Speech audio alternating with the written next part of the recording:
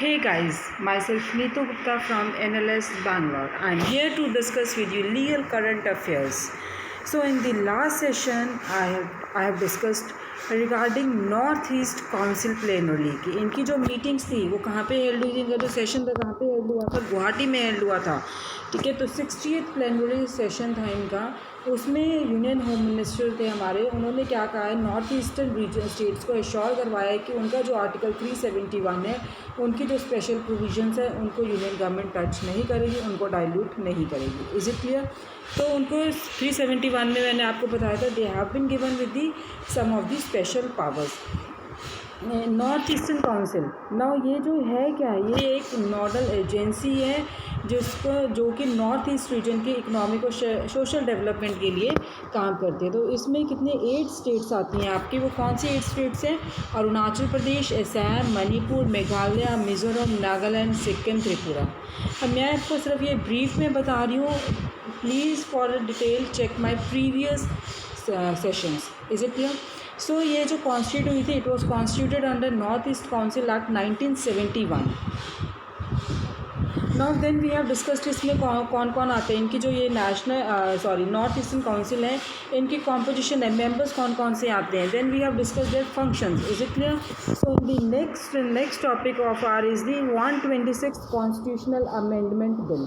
तो 126 constitutional amendment bill है, उससे पहले ये डिस्कस करने से पहले मैं आपसे एक कॉन्स्टिट्यूशन की प्रोविज़न डिस्कस करना चाहूँगी, that is article 334 of Indian constitution. तो ये जो 334 है, इसमें क्या दिया गया आपका कि लोकसभा और लेजिस्लेटिव असेंबली जो स्टेट्स की, उसमें एंग्लो इंडियन कम्युनिटी की को रिप्रेजेंट किया गया था। And it was provided, it means कि जो रिजर्वेशन है आपकी शेड्यूल का, schedule tribe and representation of Anglo Indian community by nomination Lok Sabha legislative assemblies में प्रोवाइड किया गया कि इनके लिए भी कुछ सीट्स रिजर्व किए जाएंगी। तो ये जो ये था, it was provided for 70 years. जब से कॉन्स्टिट्यूशन इनैक्ट हुआ था उससे 70 ईयर्स तक इन्होंने कहा था कि there will be reservation for schedule caste, schedule tribes and Anglo Indian community by nomination. तो वो जो है 70 ईयर्स कब एक्सपायर हो गया आपके 25 जनवरी 2020। Now this bill constitutional amendment bill है, ये रिकमेंड करता है, ये एक्सटेंड करता है, not recommend, this bill x tends reservation of schedule का schedule tribe by another 10 years till January 25, 2020। Is it clear? Clear हो गया? आर्टिकल 334 70 ईयर्स तक था कि रिजर्वेशन ऑफ शेड्यूल का schedule tribe and Anglo Indian community by nomination in Lok Sabha and state legislative assemblies. So now this bill extends the reservation by 10 years, that is till January 25, 2030. Is it clear? So bill है, ये दोनों houses में पास हो गया है parliament के, and this has to be ratified by the half of the state legislature as well. ये president के जाने से पहले कोई भी बिल है, कोई भी लॉ बन रहा है, पहले वो बिल बनता है, दोनों हाउसेस उस बिल को पास करते हैं। जब दोनों हाउसेस ने पास कर दिया then it moves to the president for his assent. अगर प्रेसिडेंट ने असेंट दे दिए then that bill becomes the law. Is it clear?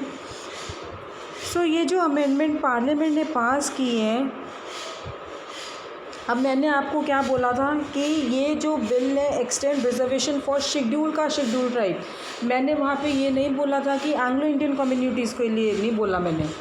Although जो आर्टिकल 334 है उसमें क्या कहा गया है, reservation of seat for schedule का schedule tribes and Anglo Indian community. ठीक है, लेकिन जो बिल क्या कह रहा है, reservation for only schedule caste and schedule tribe. So ये जो अमेंडमेंट बिल है आपका 126 कॉन्स्टिट्यूशनल अमेंडमेंट बिल है, यहाँ पे आपकी जो एंग्लो इंडियन मेंबर्स की रिजर्वेशन थी उसकी बात नहीं कर रहा है लोकसभा और स्टेट लेजिस्लेटिव में। Is it clear?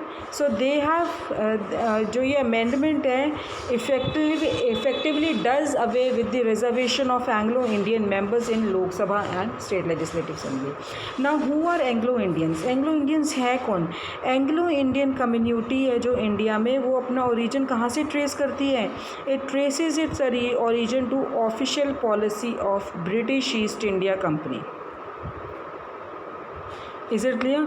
तो ये एंग्लो इंडियन कम्युनिटी है। सबसे पहले इंडिया में अगर हम देखें कहाँ पे अपीयर हुआ था, गवर्नमेंट ऑफ इंडिया एक्ट 1935 में। नाउ अब ये जो आर्टिकल 362 क्लॉज 2 है इंडियन कॉन्स्टिट्यूशन का, ये भी आपको बताता है कि who is an Anglo Indian. वो कहते हैं कि एंग्लो इंडियन कौन है, जिसके फादर या किसी पर्सन के मेल प्रोगेनेटर्स, मेल लाइन में मीन्स की वो यूरोपियन डिसेंट के हैं या थे, इज़ और was of European descent, but वो कहाँ पे रह रहे थे, कहाँ पे डोमिसाइल थे, इंडियन टेरिटरीज़ में, और उनके जो पेरेंट्स हैं इस टेरिटरी में, हमारी इंडियन टेरिटरी में बॉर्न हुए हैं। Is it was born within such territories of the parents habitually resident therein and not established there for temporary purpose. They are Anglo-Indians. Is it clear? So we were talking about the Anglo-Indian कि Anglo-Indian कौन है। 362 clause 2 में बताया आपको Anglo-Indian किसी के father या main line में who is or was of European descent, ठीक है, but now they are domiciled किसमें, इंडियन टेरिटरी में, और they were born within Indian territory of the parents जो कि हैबिचुअली इंडियन रेजिडेंट थे, and they are not established there for temporary purpose. They are Anglo Indians. Population क्या Anglo Indians की, 2011 census के according there were 296 Anglo Indians. Is it clear?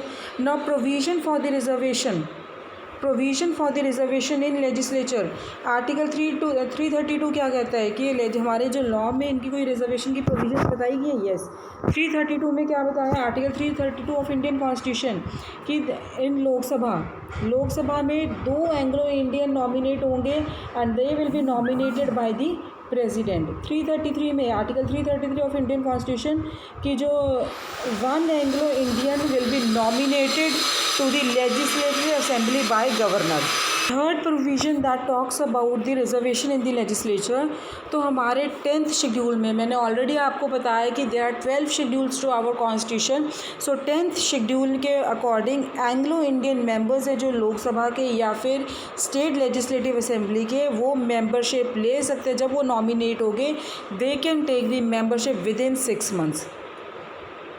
उनको जब once they have taken the membership, they are bound to their party whip.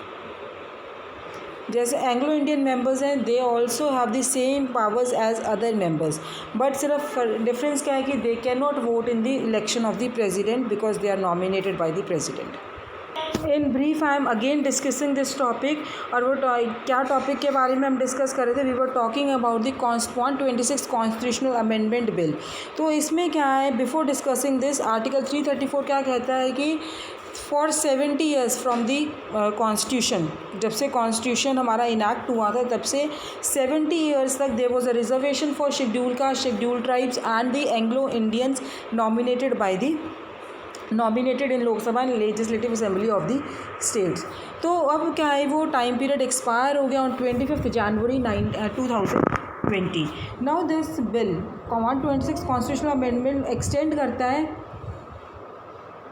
126 constitutional amendment bill से x tends this reservation for schedule caste and schedule tribes, not Anglo Indians नहीं बोला मैंने सिर्फ, I have only asked reservation for schedule caste and schedule tribes for 10 years they have extended. Is it clear?